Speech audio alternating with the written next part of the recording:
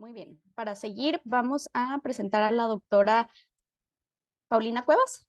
Ella es médico egresado de la Benemérita Universidad Autónoma de Puebla, especialista en pediatría y especialista en infectología pediátrica por el Instituto Nacional de Pediatría. Actualmente trabaja en el Hospital Pediátrico de Tacubaya, forma parte del programa de optimización de antimicrobianos y la doctora nos va a platicar de histoplasmosis. Hola, buenos días. Nada Hola, más Pam. mi pantalla.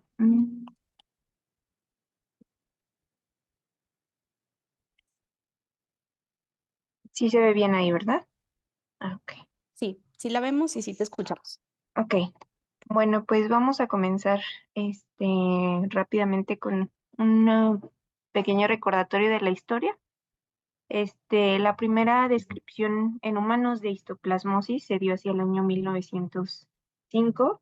Esto fue por parte de un médico estadounidense llamado Samuel Darling, que constató la presencia de microorganismos intracelulares en diversos tejidos, incluidos tejido pulmonar, durante una autopsia que realizó en un paciente que era originario de Martinica. El doctor Darling nombró el microorganismo Histoplasma capsulatum, ya que observó un organismo que era muy similar a un plasmodio. Este invadía al citoplasma de células similares a histocitos y estaba envuelto precisamente por una cápsula. Fue hacia 1912 cuando Rocha y Lima identificaron a histoplasma correctamente como un grupo como un hongo ya como tal, dividiéndolo en tres grupos, que era variedad capsulatum, variedad duboisi y variedad parsiminosum, que propiamente es equino. Y ya hacia 1934 se demostró que era un hongo dimórfico. En cuanto a generalidades, tenemos pues que la histoplasmosis es la micosis pulmonar sistémica más común en humanos. Si bien es importante recordar que la mayoría de las infecciones van a ocurrir en áreas donde este agente etiológico es endémico, ya la histoplasmosis se está reconociendo en áreas que antes no se sabía que fueran endémicas. Histoplasma capsulatum va a tener una distribución mundial. Aquí en nuestro país predomina en el sureste, aunque otros estados también se consideran de importancia, como Morelos, San Luis Potosí y Nuevo León. La mayoría de las infecciones se van a presentar de forma asintomática, se reporta que hasta en un 95%. Tenemos que este agente etiológico es de gran importancia en pacientes inmunocomprometidos que se presentándose como una causa de infección oportunista, y se ha descrito que ha incrementado el porcentaje de hospitalización en receptores a trasplantes y en los pacientes que reciben algunos agentes biológicos como factor de necrosis tumoral alfa.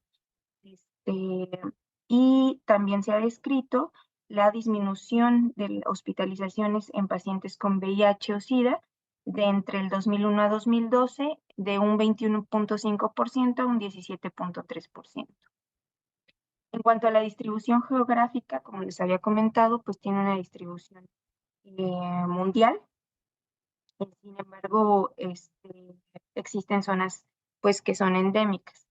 Aquí en México los datos que revisé estiman que anualmente se reportan entre 112 a 325 casos de histoplasmosis pulmonar aguda o diseminada, y los estados que tienen mayor importancia se encuentran en el centro de México o en el sureste, como Veracruz, Oaxaca, Tabasco y Chiapas, aunque sí se considera que existe una subestimación significativa debido a las variables diagnósticas, a la falta de programas que tenemos de vigilancia y a la falta de capacidades hacia el diagnóstico en muchas áreas.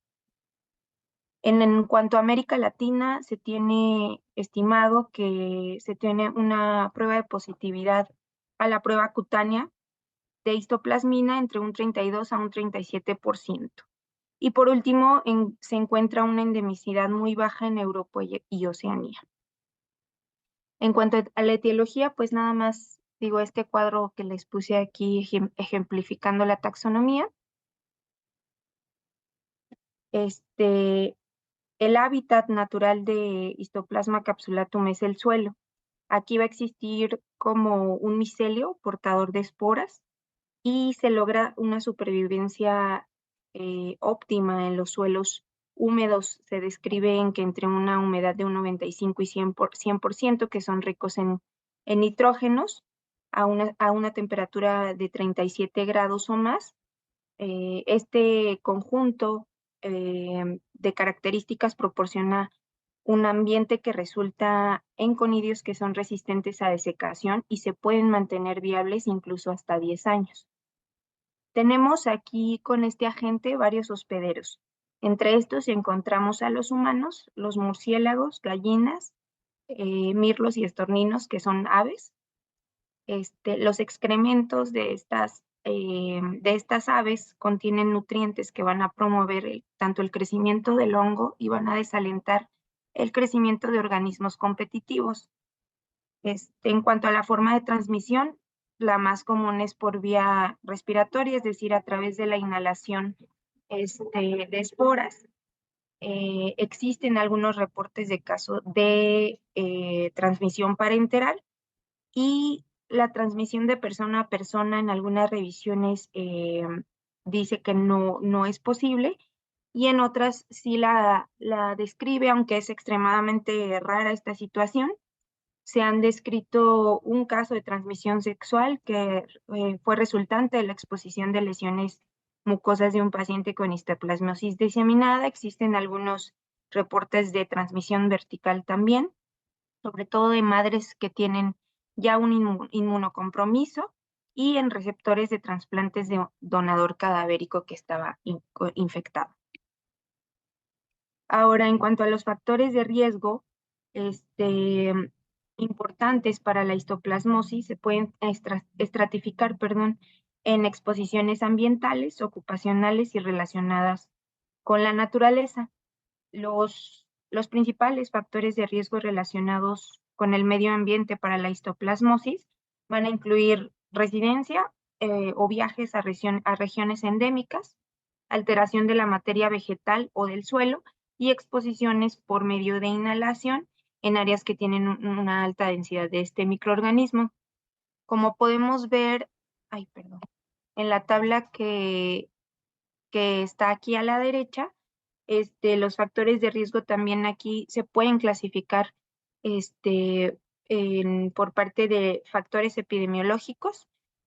Tenemos igual lo que ya comentábamos, el vivir en o viajar a una región endémica, exposición al guano o exposición a suero aerolizado. Factores de riesgo relacionados con el huésped en pacientes que viven con VIH, SIDA, especialmente si tienen una cuenta SD4 menor a 150 células. Como les comentaba anteriormente, pacientes que son expuestos a inhibidores de factores de necrosis tumoral alfa, pacientes receptores de órgano sólido y otros factores asociados propiamente con el patógeno como el inóculo y la virulencia. En cuanto a la fisiopatología, tenemos que Histoplasma capsulatum es un hongo dimórfico, lo que significa que tiene forma de moho o micelio y morfología de levadura. Existe la fase micelial, que en el ambiente principalmente se encuentra en el suelo, como ya había comentado, igual enriquecidos con nitrógeno, y se encuentran como dos tipos de conidias: las macroconidias, que miden de 8 a 15 milímetros, y las microconidias, que miden de 2 a 5 milímetros de diámetro. Estas microconidias son las que van a inhalarse eficazmente y estas van a viajar a través de los alvéolos del huésped. Se considera esta la forma infectante y se van a convertir posteriormente a la fase de levadura dentro de los macrófagos ya del huésped. Después de la exposición, la enfermedad se puede desarrollar mediante infección aguda, reactivación o una reinfección. La levadura va a ser la forma patógena de Histoplasma capsulatum, que va a causar una enfermedad aguda o puede volverse latente y surgir posteriormente en el contexto de inmunocompromiso del paciente. Sin embargo, Histoplasma capsulatum va a tener algunos obstáculos para causar las lesiones ya propiamente en el huésped. Va a tener que pasar las barreras mucosas durante la inoculación aguda, evadir la propia respuesta inmunitaria del huésped y encontrar como tal ya un nicho dentro de los macrófagos del huésped. Aquí en la tabla de la derecha, pues es una descripción rápida de los componentes del sistema inmunológico, la respuesta del patógeno invasor y los mecanismos protectores que tiene el histoplasma capsulatum. Ya propiamente cuando Histoplasma capsulatum ingresa con éxito a los macrófagos, se va a poder evitar, va a poder evitar eficazmente la respuesta inmune del huésped y va a poder multiplicarse dentro de estas células, y ya a partir de ahí el hongo se va a diseminar por todos los órganos del huésped.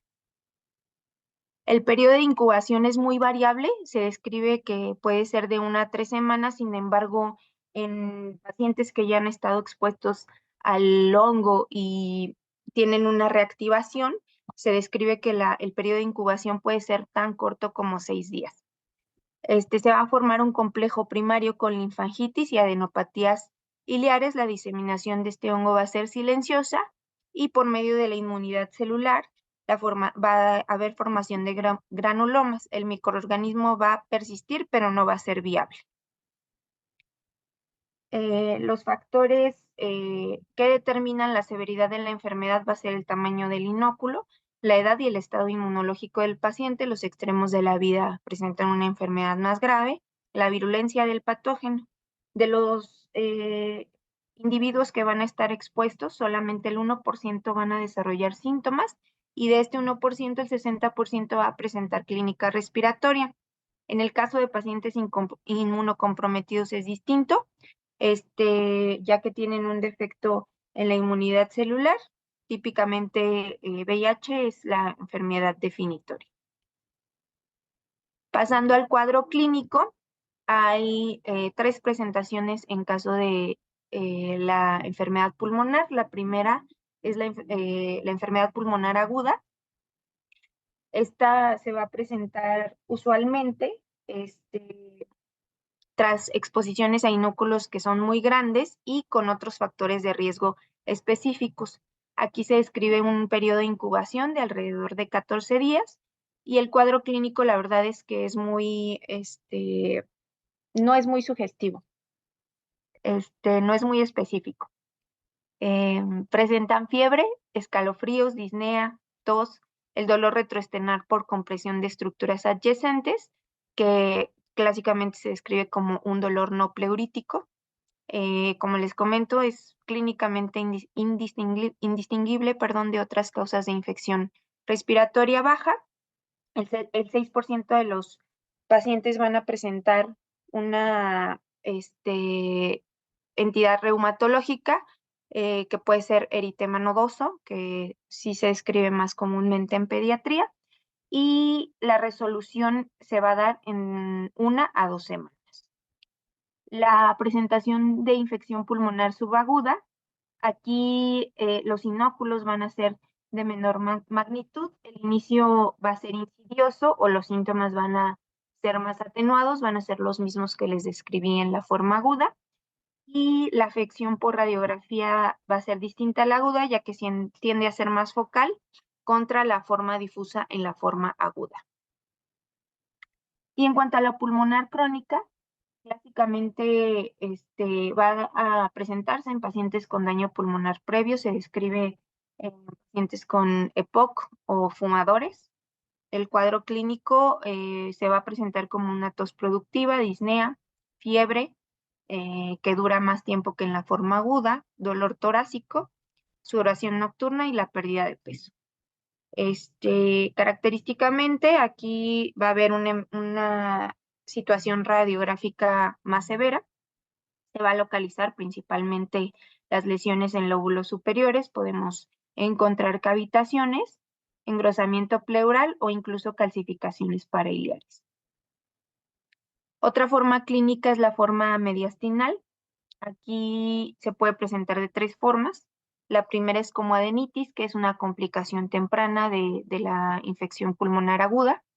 Aquí podemos encontrar compresión de estructuras y esto va a condicionar la sintomatología de esta presentación, donde va a haber dolor torácico, perdón, que no va a ser no pleurítico, con compresión venosa e incluso disfagia. En la tomografía se pueden ver ganglios linfáticos mediastinales con un realce homogéneo y la mayoría de estos pacientes se describe que son asintomáticos. El granuloma es una complicación que puede ser tanto temprana como tardía. Sus localizaciones más frecuentes encontramos que es paratraqueal o subcarinal y se pueden encontrar síntomas intermitentes que igualmente no son muy específicos, como fiebre, malestar general y dolor torácico. En la tomografía vamos a encontrar necrosis central de los ganglios linfáticos. Igualmente, la mayoría de los pacientes van a ser asintomáticos. Y por último, la forma más grave, que es la fibrosis, ya es la complicación tardía grave, que tiene como tal una respuesta fibrótica incontrolada a los ganglios caseosos, perdón, y van a encontrarse síntomas obstructivos. La forma diseminada es una diseminación hematógena que ocurre durante la infección primaria. Se describe que hay 10 veces más riesgo en pacientes que tienen inmunodeficiencias. El cuadro clínico, aunado a los síntomas que ya previamente mencionamos, que son muy generales: fiebre, malestar general, anorexia y pérdida de peso, ya se va a encontrar hepatomegalia, esplenomegalia o incluso lesiones cutáneas. Es más frecuentemente en hígado, vaso, tracto gastrointestinal y médula ósea. La imagen no es determinante hasta en el 50% de los casos y puede presentarse como sepsis. Y por último, el sistema nervioso central. El 5 al 10% de los pacientes con histoplasmosis diseminada tienen esta presentación. Tiene diferentes tipos, puede presentarse como meningitis subaguda o crónica, en la cual podemos encontrar lesiones cerebrales focales o en la médula espinal. Se puede encontrar también como síndrome de accidente cerebrovascular, encefalitis o hidrocefalia. Un tercio de los pacientes que presentan este tipo de infección van a ser inmunocompetentes, y el cuadro clínico igualmente no es específico, pero ya tienes el antecedente de la infección diseminada. Se presenta cefalea con deterioro cognitivo. Las características del líquido cefalorraquídeo, pues vamos a tener un líquido linfocítico, y en la tomografía o en la resonancia vamos a ver lesiones de masa focal con realce en anillo. El diagnóstico, aquí rápidamente comentarles que la CDC tiene una definición de caso con al menos 2 de estos síntomas que tenemos y al menos una de estos: imagen anormal y evidencia clínica de enfermedad diseminada. Los criterios de laboratorio, pues aquí nada más quise ejemplificar en esta diapositiva, no quiero mencionarlo todo para irnos un poquito más rápido. También tiene un caso probable, que es caso que sea clínicamente compatible, que cumpla con criterios de laboratorio no confirmatorios, y el caso confirmado, que como tal ya sea compatible, que cumpla los criterios de laboratorio confirmatorios. En cuanto al diagnóstico también, pues tenemos que el cultivo es el estándar de oro, con crecimiento de 2 a 4 semanas, pero se describe que puede ser hasta 8 semanas. Macroscópicamente son colonias blancas o cafés algodonosas con un reverso de color amarillo pálido o café.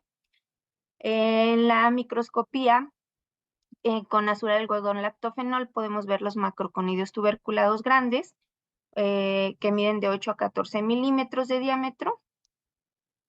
El cultivo, en las formas diseminadas, se encuentran positivos en un 74% contra un 42% en formas subagudas pulmonares, y en pacientes con VIH se encuentra positivo en 90% de las muestras respiratorias contra el 50% de los hemocultivos. Tenemos otros métodos diagnósticos y aquí nada más les quería poner el rendimiento de los mismos, el anticuerpo en la forma diseminada con positividad de hasta un 75%, en la forma pulmonar aguda hasta un 64%. La antigenemia y la antigenoria ha aumentado la detección de la misma. Y bueno, la detección de anticuerpos no ha dejado de tener un papel importante en el diagnóstico de esta enfermedad. Tenemos a la serología, y aquí hay 3 métodos disponibles: la fijación de complemento, inmunodifusión e inmunoensayo. Típicamente van a elevar a las 4 a 6 semanas post-exposición y hay títulos débilmente positivos, hasta en un 30% de las pacientes con infección activa. La enfermedad en el sistema nervioso central suele ser positiva hasta en un 80%. Otro método diagnóstico es la detección de antígeno. Es un método rápido, no invasivo y altamente sensible. En combinación de orina y sangre, mejora la sensibilidad en enfermedad pulmonar aguda hasta un 80% y diseminada hasta un 90%. Es una buena herramienta para el diagnóstico y en otros líquidos estériles puede aumentar hasta en un 96%. Aquí lo que les comentaba, positivo hasta en un 80% en meningitis por Histoplasma capsulatum. La detección molecular, que aún todavía no está bien estandarizado, tenemos una sensibilidad muy variable entre un 67 y 100% y una especificidad de un 83 a un 100%. Y por último, el tratamiento. Aquí tengo marcadas las indicaciones de la terapia antifúngica, que es las indicaciones definitivas, que tienen una eficacia probable o ya probada en las enfermedades pulmonares agudas, que tienen sintomatología moderada a severa, en la enfermedad crónica con cavitaciones y en la enfermedad progresiva y de sistema nervioso central. Estas son los tratamientos que propone la ITSA en su guía de práctica clínica, que es anfotericina B liposomal. Aquí podemos ver como alternativa lipídica, de forma lipídica, o de oxicolato como alternativa de 1 a 2 semanas en enfermedad moderada severa. En cuanto a los esteroides, se encuentran reservados para pacientes que cuentan con complicaciones respiratorias, que ya como tal están con hipoxemia o síndrome de distrés respiratorio agudo. Y por último, en cuanto a la profilaxis, está recomendada con itraconazol, 200 miligramos al día, en pacientes con VIH que tienen cuentas celulares menores de 150, en regiones donde la endemicidad sea de mayor de 10 casos por cada 100 pacientes al año, o en pacientes con otras inmunodeficiencias. Se propone individualizar la decisión. Y pues bueno, eso sería todo por mi parte.